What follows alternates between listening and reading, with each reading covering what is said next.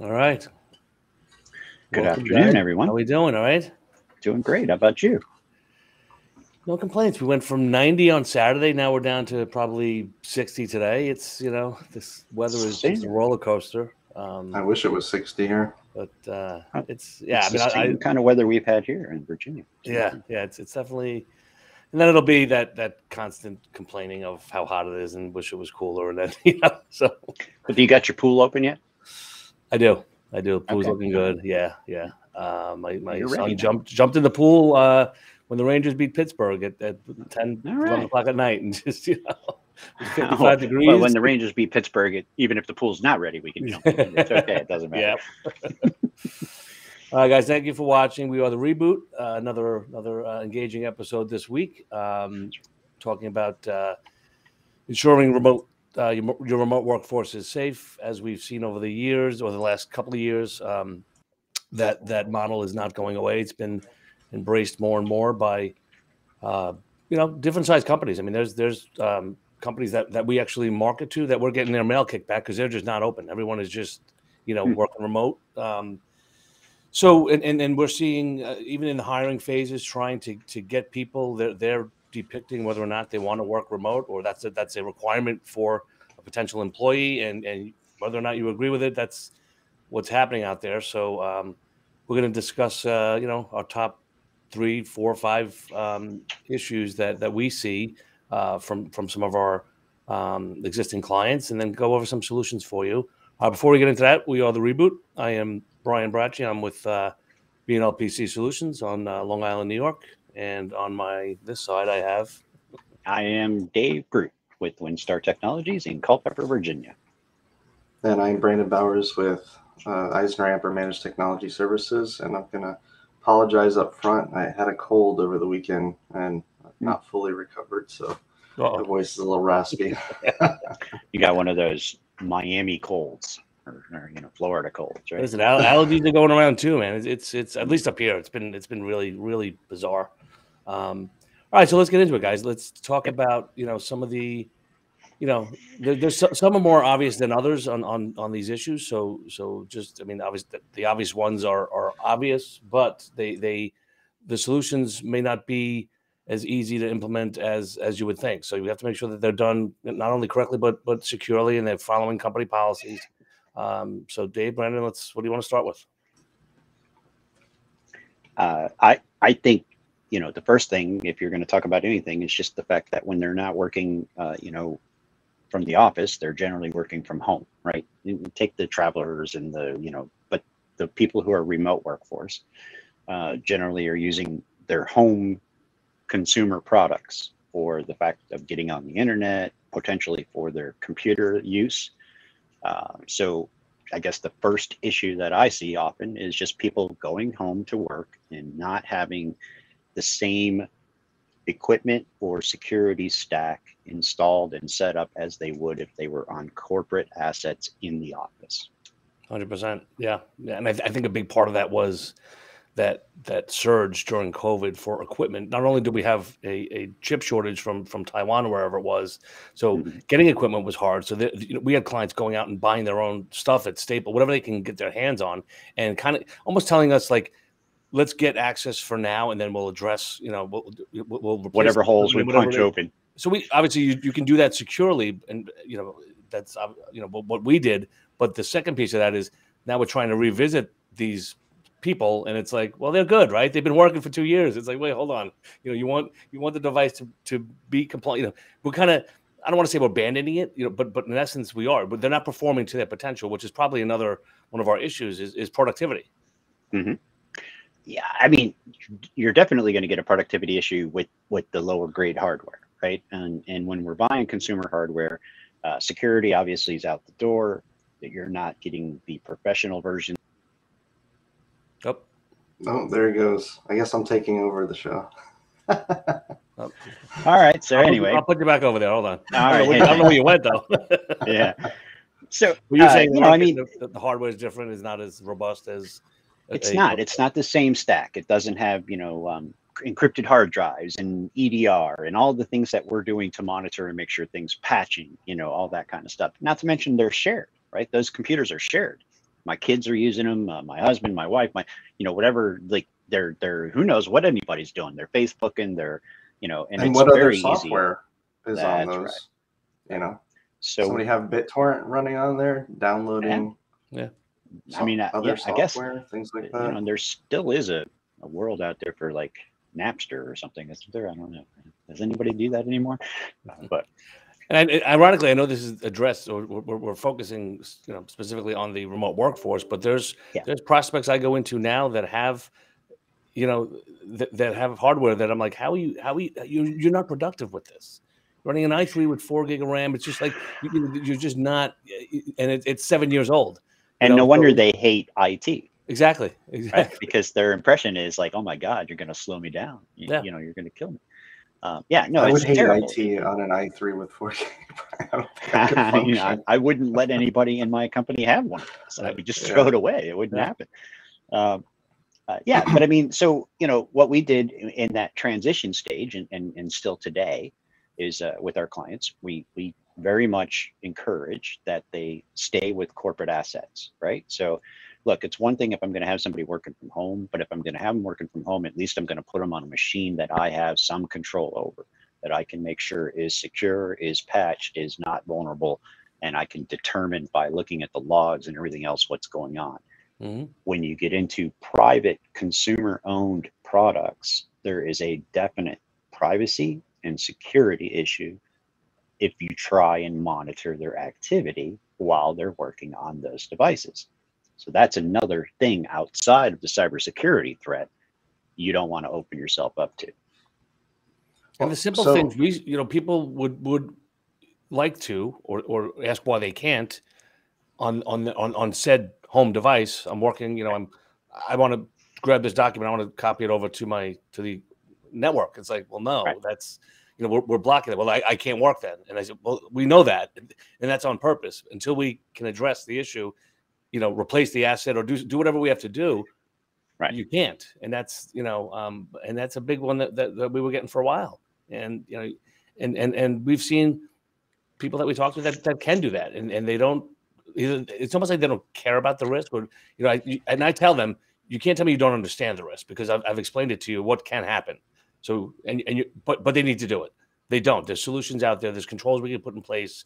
There's, it doesn't have to be hard. Right. I mean, exactly. I'm not saying it's got to be costly or anything goofy, but the other big issue is, so number one, typically looking at consumer hardware, software, other things like that, you don't know what's on that machine. But the next piece of that is you're expanding your perimeter, right? So you're focused on all this protection within your office.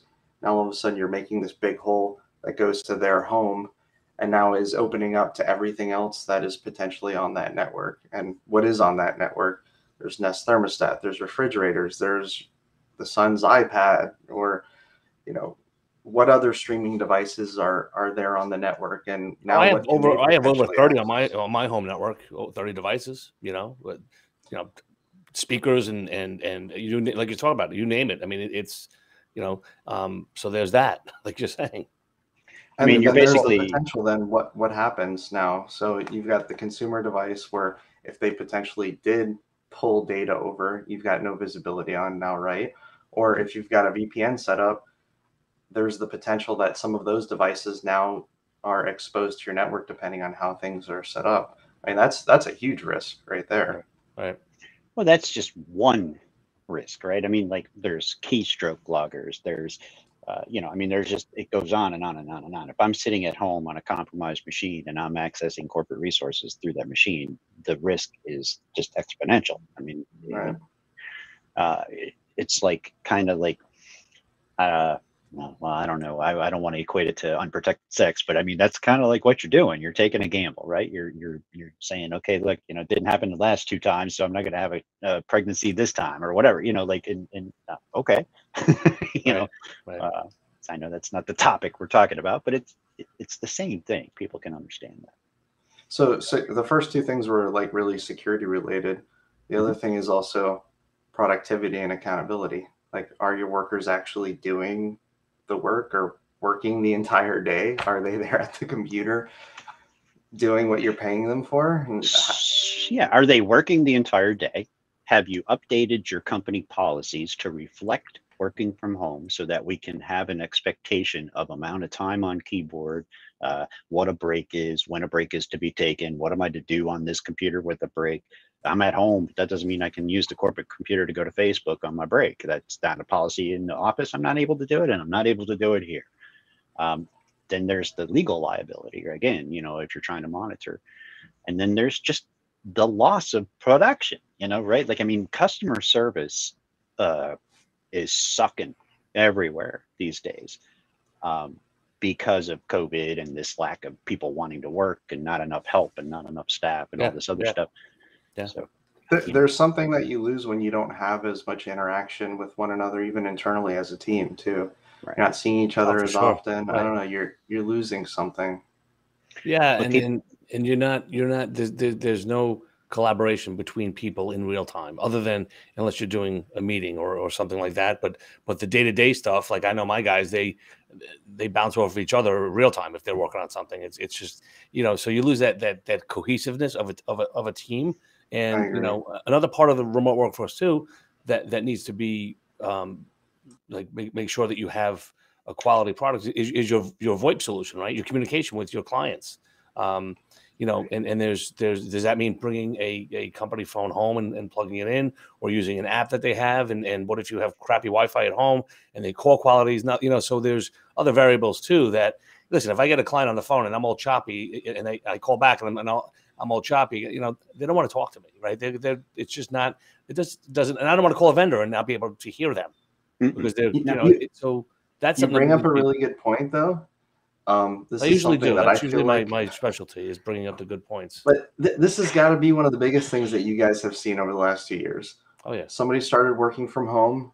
There's no Ethernet cable going to their modem. They're working on like the second floor on Wi-Fi, but Wi-Fi is very spotty. And so the quality of everything goes down, right? So your remote access into the office is slow.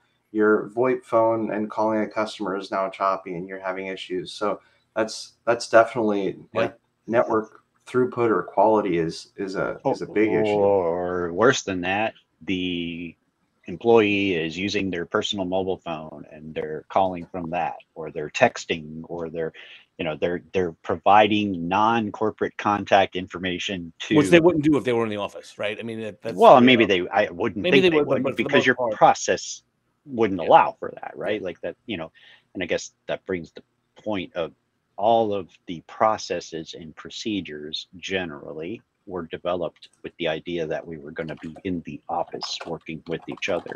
So companies who have embraced the remote workforce need to revisit all those policies and procedures to make sure that they're still relevant to the workflow.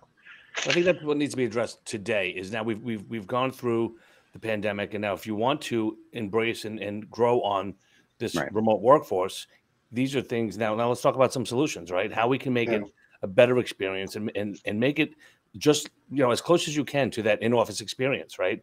And the quality and the at home, the Wi-Fi, that's a big one. That needs to be. I would say that's probably priority, is making sure that the employees have, whether it be you go on site, you do an assessment, and you make adjustments or you just tell them, listen, the quality of your network is not going to support what we need you to do. And how do you fix that? And there's ways to fix that, but that's, connectivity is up there. It's hard to provide the support for that. Mm-hmm. And usually the recommendations that we give is, hey, can you move your office to where the modem is? Yeah. Or have somebody run a physical cable, while you're working and use that. Like, those are the simplest things. Sure. There's not a lot of other great options that I can think of, because it's difficult for even an IT company, a local IT company, to go to everybody's house and service them and do a Wi-Fi survey, and it's just not I mean, if I have it my way, I take it as far as just saying wireless is not acceptable on any level. Right. And, you don't always get to say that, especially when it's the CEO who lives on a mountain and they're, in the middle of nowhere. You're going to figure something out, but that's one person instead of the whole organization, right? I would go as far as saying, if you can get yourself, I don't even know if they're out yet, but like a 5G LTE enabled Surface Book or something like that. Sure. That and you have good signal. I think that would be better than relying on your home network. You've eliminated all the devices, and you're on that network, and you'd be much more productive than where you are now. So that's one. So that's the first thing. Internet. That's the key. Yeah. So then productivity, and then security. Yeah. Right, of the connection. We have embraced a program called ActiveTrack, and we use that. It does a screenshot recording of the employees' activities all day long, every so often. Every time the screen changes, it takes a shot of that screen, and it allows you to be able to pull reports and set up triggers and look for keywords and different stuff to make sure that people are on task, as well as it gives you metrics, productivity wise, because you're able to dictate what tasks are productive versus which tasks are not. And you can it pulls, which I like is that Johnny is on Facebook for 80% of the day. Well, Johnny's our marketing person, and Johnny better be on Facebook for 80%. That's right. So that's productive for Johnny. Maybe Susan shouldn't be, So that's right. So in that regard, you can literally in seconds just see, wow, this guy spent 40% of his time on social media, and he shouldn't have been. So right there, you can see that in real time. And what was that called again, David? That was ActiveTrack, right? ActiveTrack. Yep. Okay. ActiveTrack is great. I've had great experiences with that. Sometimes I find people think that may be too intrusive, or maybe just don't want to pay for a solution. And one thing to consider is if you're using like Office 365 and you're using Teams to collaborate internally, there's built-in reports in the systems. I mean, number one, if you're in Teams or Slack or one of these other tools, you can see the status of your employees, right? They're either green or they're idle. You can see how long they've been idle. And then some of those systems do have the capability at least to run a report and say, hey, what was their activity like? Have they been logged in? Have they been active in the system? Oh, well, they were active until 10 o'clock last night. Okay, so maybe that's why they're late this morning or whatever, Yeah. That's at least a way you could potentially gauge or get a little bit of a pulse, I feel like. Mm-hmm.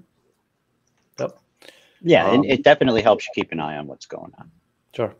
I think when it comes to productivity too, when we were talking about like losing that sense of having the team together, is that at least these tools provide the ability to like, oh, hey, you need some help?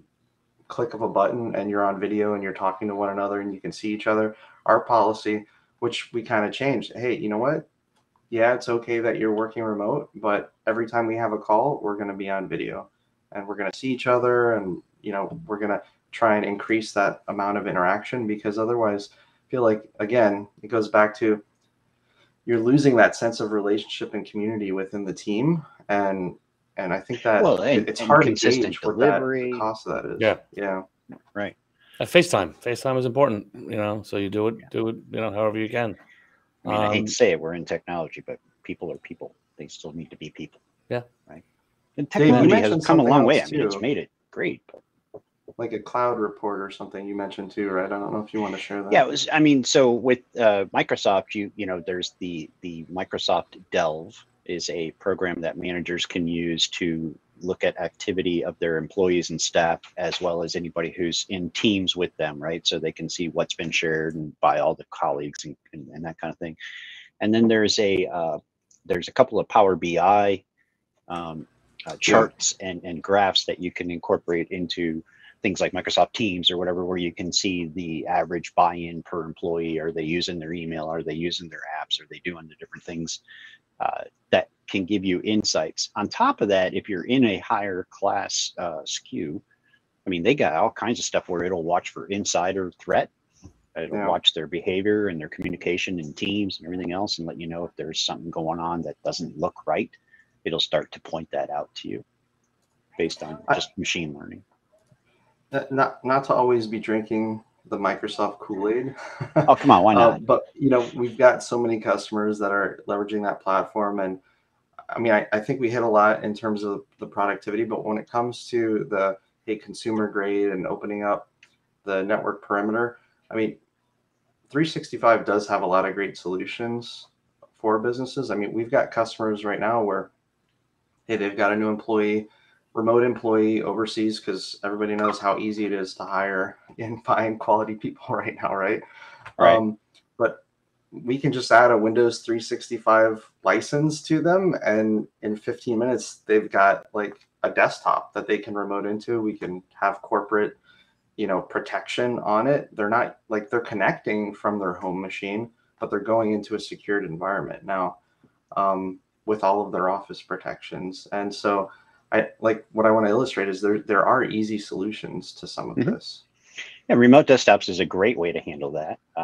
The other side of it is, VPN, or in many cases in the beginning of COVID, we started sending people home with there's like personal VPN boxes, right? Like, so it's like a little Cisco Meraki or, a couple different vendors. They make them, you bring them home, you plug them into your home network, you put your corporate computer behind it. Now it's firewalled and it's protected from the house and all that stuff. But the bigger thing is software-defined networking.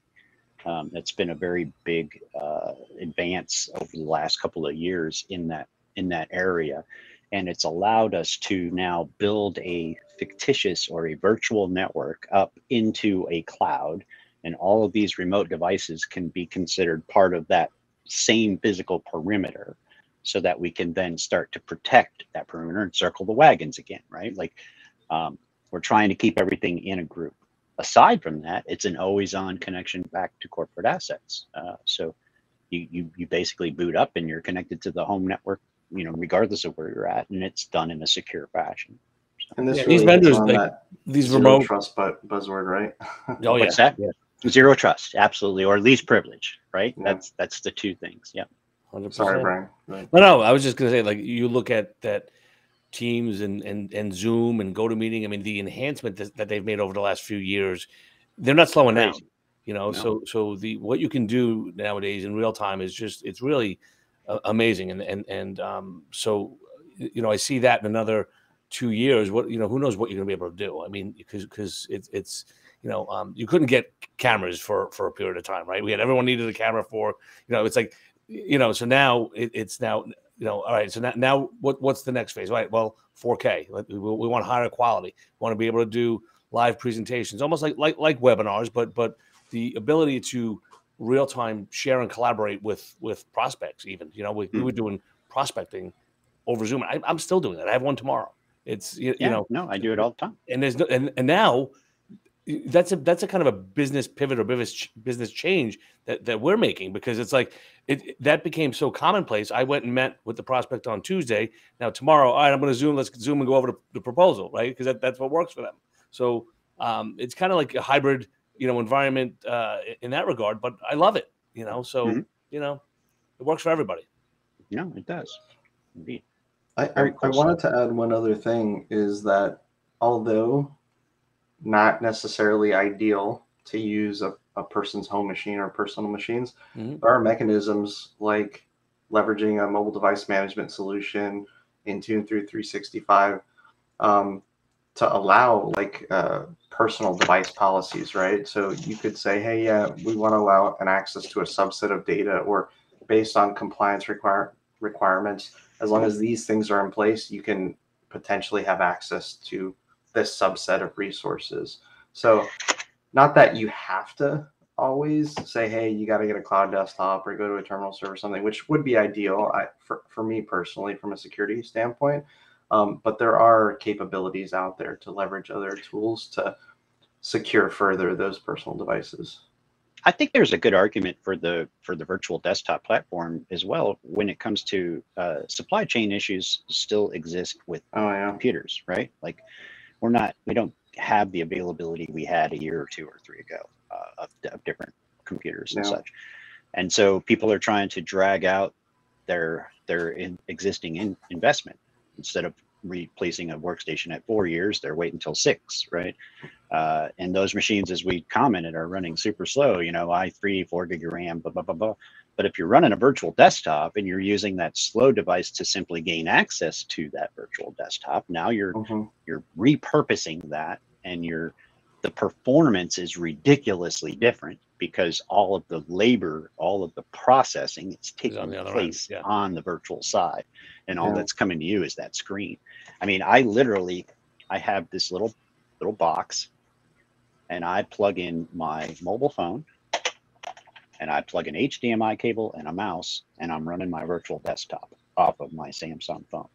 So no computer, no device, no anything on virtual desktop. It's insane what you can do. Yeah. All right, guys. Well, I think we addressed our top 3-4 issues, and The only thing we didn't mention around network quality, Dave, you alluded to like SD-WAN. I wanted to mention we've had some big success around a vendor called Big Leaf. They have specifically a device for home networks and what they call QoS or quality of service, right? And they'll figure out, hey, what's on the network and what should we prioritize? And let's make sure that the work traffic is prioritized over all of the Netflix streaming, as an example. So SD-WAN appliances, things like that, or like that Big Leaf are devices people can consider potentially to address. Yep, we use they call it an SD-WAN appliance. Arista or Untangle makes them as you know, they have routers and firewalls, but then they have these little SD-WAN boxes. They have cellular connectivity. They have, you know, or they can do Ethernet, you know, traditional. Yep. And I use those in my home office, right? And I can prioritize all that traffic, and I can determine what's going where, and it works very nicely, very nicely. It's a little bit of expense, right? I mean, it was 150 bucks or something. Right. Not crazy, you know, though. Not for not like you crazy said, at for all. the owner in the mountains, you know, That's like, what I'm saying. Yep. Yeah. Get them hooked up and let them go. Absolutely. Absolutely. All right, guys. Well, thanks again. I think we anything else to add here? Are we ready to close out? I think for now we should close out, because I think I could go another hour or two. It's our understanding, you know, some of the, and one of the reasons of the triggers for this topic today was, you know, we are challenged with hiring people, and we did have a conversation a few weeks ago on the Reboot about the hiring challenges, and you know, and us being in the technology space, it goes both ways on hiring talent, but it's a struggle all over. Well, I'm hearing it from clients. I'm hearing it from it's not all different verticals. It's not just us. So if remote workforce is something that you're considering, this is kind of why we brought this up, and some of the security issues and concerns, and some of our recommended solutions for you guys. I would definitely say, if you're not up to speed, don't do this on your own. Get the help of a professional. Get your IT guy, get your, you know, whoever it is. Should we put a disclaimer on the bottom here? Should we just say that, you know? No, I'm just saying, like, you know, it's easy to overlook something, right? And you know, I'll end it with this. I say this all the time, and you guys probably get sick of hearing me say it, but it's like, we got to get it right every time. The hackers got to get it right once. That's all that matters, right? So what time is it that they're going to get it right? And, you know, that's the question that you're when is it? Absolutely. That's right. All right, guys. Well, thanks again, and we will be here same time, same place next week. Thank you. Topic TBD. Great to see you. Thanks, guys. All right, guys.